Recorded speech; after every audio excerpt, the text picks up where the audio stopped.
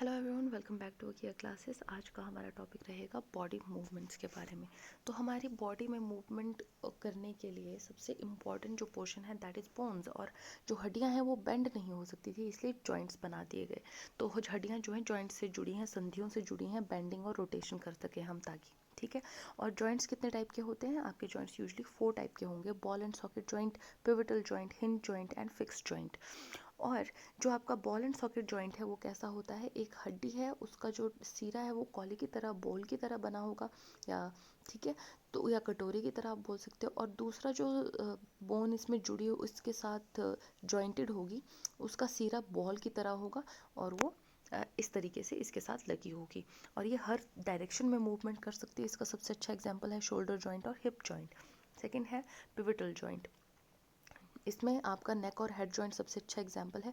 ये आपका नेक है और यहाँ हेड है, और अगर आप हेड को मूव करने की कोशिश करो तो आप जो लेफ़्ट राइट आगे पीछे ये जो मूवमेंट कर पा रहे हो, यस एंड नो हम बोल पा रहे हैं सर की मदद से, वो किसकी वजह से? पिवटल जॉइंट की तरफ से। यानी कि एक चीज़ इसमें फिक्स्ड है और हेड आपका मूव कर रहा है, और ये अलाउ करता है फॉरवर्ड एंड बैकवर्ड और राइट और लेफ्ट बेंडिंग को। ठीक है, तो इसमें सबसे अच्छा एग्जांपल है आपका एटलस और एक्सिस। नेक में हम आपकी सबसे पहली बोन, वो जो वर्टिब्रल कॉलम है उसकी आपकी सबसे पहली बोन है एटलस, जिसे हम यस बोन कहते हैं। दूसरी बोन है एक्सिस, जिसे हम नो बोन कहते हैं। Then we have hinge joint. इसका नाम से ही पता चल रहा है जैसे डोर में हिंजेस होते हैं वैसे ये डोर की तरह खुलेगा, सिर्फ एक ही डायरेक्शन में। तो बैक एंड फोर्थ मूवमेंट होती है सिर्फ। एल्बो और नी जॉइंट इसके एग्जाम्पल है। फिक्स जॉइंट की बात करें तो नो मूवमेंट, कोई मूवमेंट नहीं होती है। फॉर एग्जाम्पल हमारे जो सर की हड्डियाँ होती हैं, बोन्स होती हैं हमारे स्कल पे, वो फिक्स्ड जॉइंट्स हैं, उनमें कोई मूवमेंट नहीं होती, कम्प्लीटली फिक्स्ड है। नेक्स्ट हम बात करेंगे स्केलेटल सिस्टम की। स्केलेटल सिस्टम हमारी बॉडी का बना है 3 चीज़ों से: बोन्स, कार्टिलेज और मसल्स से। वो जो कार्टिलेज है वो बोन्स के बराबर हार्ड नहीं होती हैं, ठीक है। अब हम बात करेंगे शोल्डर बोन या पेक्टोरल गर्डल, जो एंड पेक्टोरल गर्डल है ना। जो हमारा पेक्टोरल गर्डल है, ये जो शोल्डर जिस जगह पे जुड़ा है, वो पूरा जो पोर्शन है वो पेक्टोरल गर्डल कहलाता है। वो पेक्टोरल गर्डल 2 बोन से बना होता है, एक क्लैविकल एक स्कैपुला। ठीक है, 2 बोन्स ये हो गई। अब जो आपका शोल्डर जॉइंट है वो बॉल सॉकेट की तरह है। क्लैविकल स्कैपुला से जुड़ा होगा आपका ह्यूमरस, जो आपकी पहली बोन है। मतलब मैं आपको अगर बताऊं तो ये अगर आपका शोल्डर बोन आपने ले लिया, ठीक है, क्लैविकल एंड स्कैपुला, यहाँ से आपका ह्यूमरस जुड़ी है, नॉट 2 नहीं, एक ही लाइन से दिखाऊं, ठीक है। ये आपका ह्यूमरस बोन जुड़ी है, यहाँ पे आपका एल्बो आ गया है ना।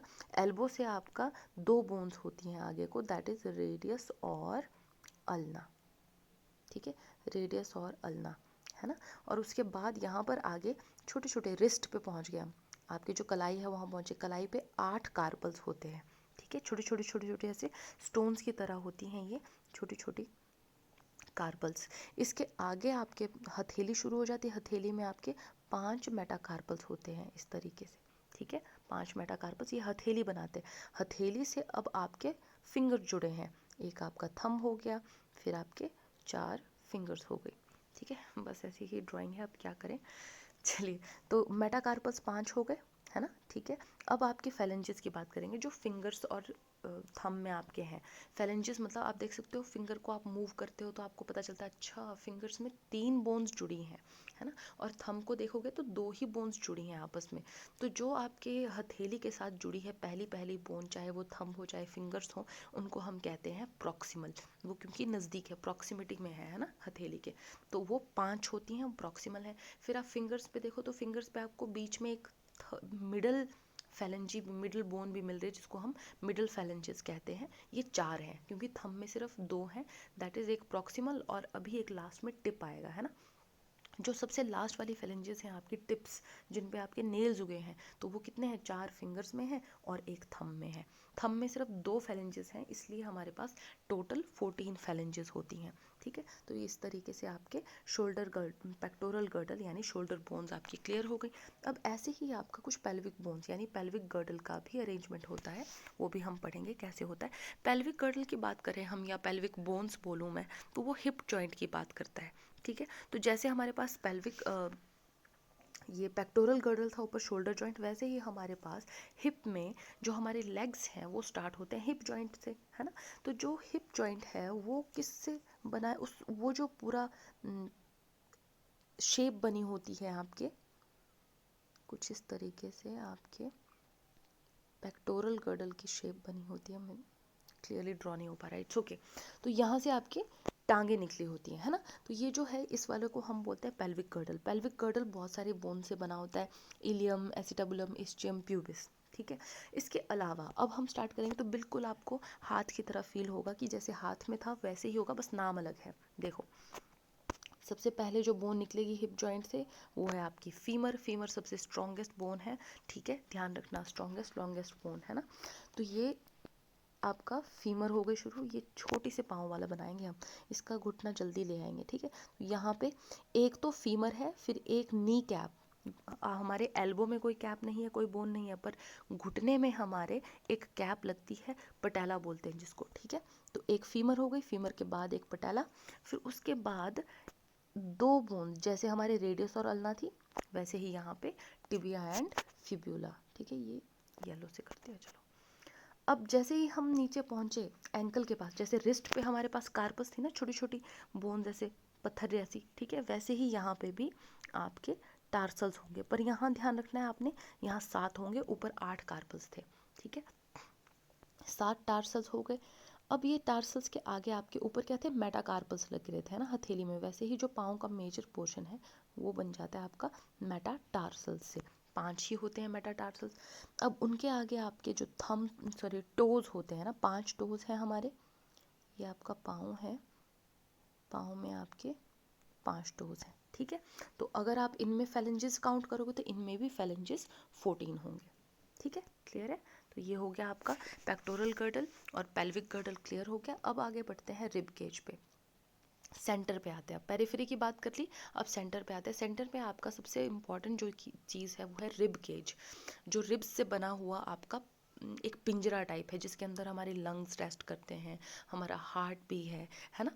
तो मेजर पोर्शन जो आपका रिब केज का है वो बनता है रिब्स से, ठीक है, जो आपके स्टार्ट होती है आगे से स्टर्नम से और पीछे जो बैकबोन है वहाँ तक जाती है। तो स्टर्नम होता है आपके, अगर आप देखोगे कॉलर बोन के नीचे से आप थोड़ा सा टच करना शुरू करोगे, या कॉलर बोन के पास से ही सेंटर में मिडल में आपको एक बहुत हार्ड बोन फील होगी, आप फील कर पाओगे, तो वो स्टर्नम है। तो उस स्टर्नम को जो, जैसे अगर मैं आपको फ्रंट पोर्शन दिखाऊं तो ये जो सेंटर पोर्शन है, ये आपका, ये जो क्लेविकल बोन होती है ना, ये कॉलर बोन, ये अलग है, यहाँ आपका स्टर्नम है, ठीक है। तो आपने क्लेविकल को ध्यान नहीं देना, स्टर्नम पे ध्यान देना है। यहाँ ये सेंटर में है आगे साइड, पीछे साइड आपकी बैक बोन होती है, पीछे साइड आपकी बैक बोन होगी जो वर्टेब्रल कॉलम से बनी है ना, ठीक है। अब देखो अगर मैं साइड से आदमी को देख रही हूँ, साइड से उसके आगे स्टर्नम है, पीछे ये है, तो रिब्स बनाऊंगी कैसे, रिब्स यहाँ से शुरू होगी पीछे तक, आगे स्टर्नम से जुड़ी होती है, पीछे बैकबोन में जुड़ी होती है, दोनों साइड, है ना। अगर मैं फ्रंट से बनाने की कोशिश करूँ तो फ्रंट से ऐसी दिखेंगी कुछ रिब्स, है ना। ये फर्स्ट पेयर ऑफ रिब्स, कितनी पेयर ऑफ रिब्स होती हैं हमारी, 12 पेयर ऑफ रिब्स होती हैं। 3 टाइप्स की होती हैं, true ribs, false ribs and floating ribs. तो पहले जो 7 पेयर होते हैं वो आगे स्टर्नम से जुड़े हैं, पीछे वो बैकबोन से जुड़े हैं, ठीक है। मैं पूरा नहीं बना पा रही हूँ बट आप समझ जाओ, जो पहले 7 होती हैं वो सातों के सातों पेयर्स, ध्यान रखना पेयर बोल रही हूँ, है ना, वो सातों के सातों पेयर आगे स्टर्नम में जुड़े हैं और पीछे बैकबोन में जुड़े हुए हैं। ये हो गया आपके 7 पेयर ऑफ ट्रू रिब्स, ठीक है, अटैच टू स्टर्नम। अब फॉल्स रिब्स की बात करें तो इसके नीचे होती हैं आपकी फॉल्स रिब्स, सॉरी स्टर्नम इतना बड़ा करने की जरूरत नहीं, यस। देखिए तो फॉल्स रिब्स क्या होती हैं, 3 पेयर ऑफ रिब्स आगे, जो 8वां पेयर, 9वां पेयर और 10वां पेयर, 8th 9th और 10th पेयर जो है वो अटैच होता है 7th वाली रिब में। यहाँ मैं इन्हें अलग कलर से ड्रॉ कर लेती हूँ, ठीक है। 8th 9th, ये 8th 7th में जुड़ा है, 9th 7th में जुड़ा है ना, इधर भी 8th 9th 10th, ठीक है। ये जुड़े हैं आपके 7th वाली रिब में, इसलिए इनको हम फॉल्स रिब्स कहते हैं, क्योंकि ये स्टर्नम में नहीं जुड़ी हैं आगे, पीछे बैकबोन में जुड़ी होंगी बट आगे स्टर्नम में नहीं जुड़ी है। अब जो लास्ट वाली है वो है फ्लोटिंग रिब। फ्लोटिंग रिब्स होती हैं 11th और 12th। ये क्या होती हैं, ये सिर्फ सीधा पीछे जाकर जो बैकबोन है उसी में जुड़ी होंगी, 11th और 12th। ठीक है, वेट अ सेक, यहाँ पे एक कम हो गया है ना, ये समझ जाओ। यहाँ पे 8th 9th 10th floating ribs ऐसे होंगी, ये पीछे जुड़ी हैं, ठीक है, इस साइड में खाली नहीं है, ये पीछे वर्टेब्रल कॉलम में जुड़ी हैं। तो ये जो लास्ट के दो पेयर हैं 11th और 12th, ये पीछे जाकर जो वर्टेब्रल कॉलम है वहाँ जुड़ी होंगी, आगे ये किसी से नहीं जुड़ती, इसीलिए इनको हम फ्लोटिंग रिब्स कहते हैं। समझ में आया? ठीक है, ये कहानी हमारी रिब केज की। अब नेक्स्ट हम बात करेंगे, जो लास्ट टॉपिक है इस चैप्टर का, that is get of animals, यानी कि एनिमल्स कैसे मूव करते हैं, मैनर ऑफ वॉकिंग क्या है उन लोगों का, वो हम डिस्कस करेंगे। सबसे पहले है आपका, देखो, क्योंकि जो भी हमने स्केलेटल सिस्टम पढ़ा ना, ये किस में मदद करेगा, मूवमेंट में मदद करेगा, वॉक करने में मदद करेगा। सबसे पहला है अर्थवॉर्म। अर्थवॉर्म में कोई हड्डियाँ नहीं होती हैं, रिंग से बना होता है, तो पेरिस्टालसिस मूवमेंट करता है। स्नेल्स क्रीपिंग, ठीक है, कॉकरोच वॉक करते हैं, बर्ड्स फ्लाई करते हैं, फिश स्ट्रीमलाइन बॉडी की वजह से स्विम करती हैं, और स्नेक्स स्लिदर करते हैं। ठीक है, चलिए, तो आज के टॉपिक के लिए इतना काफ़ी है। अब नेक्स्ट क्लास में मिलते हैं न्यू टॉपिक के साथ।